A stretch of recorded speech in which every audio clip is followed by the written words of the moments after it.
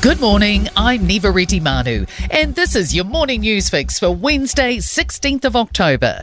In this update, fears for mental health nurses' safety as police withdraw from call-outs. From November, police will apply a higher threshold for transporting patients and attending mental health facilities. The nurses' organisation says the limited mental health nurse workforce is already stretched thin.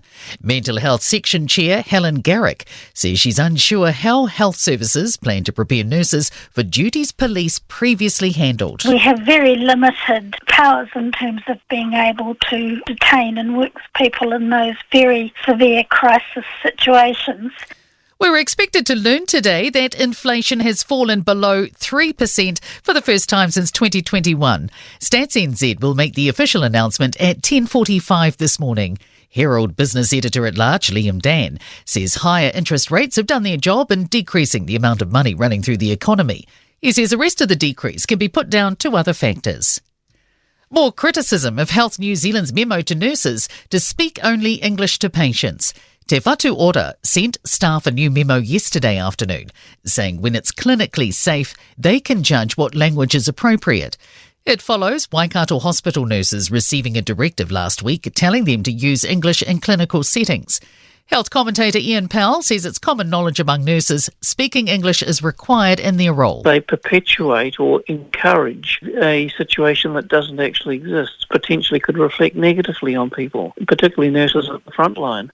Is a shake-up needed for the Supreme Court? That's the question posed by a New Zealand Initiative report, which suggests the court may be straying into Parliament's domain by granting itself the power to rewrite legislation it deems unfavourable. It believes Parliament needs to reassert its sovereignty to stop what it sees as the current drift towards judicial supremacy. Author Roger Partridge proposes a maximum judge term of 5 to 7 years, which will see them return to the Court of Appeal and rotated around. And that way we keep our judges grounded and we reduce the risk that they get detached from practical realities. Aviation Security Service officers are seizing almost 900 prohibited items from passengers a month. Among the most common are sharp tools, batteries and chemicals. Jacob Jones reports. The more exotic finds include firearms, traditional Maori weapons and imitation grenades. A spokesperson for the Civil Aviation Authority says there's no proof the items are brought on board maliciously. It comes as Transport Minister Simeon Brown is looking at options to privatise the functions of the Aviation Security Service. In sport, New Zealand will play the West Indies in the semi-finals of the T20 Women's Cricket World Cup after England were ousted. Former Chelsea gaffer Thomas Tuchel has held talks with England's Football Association about becoming the country's next manager.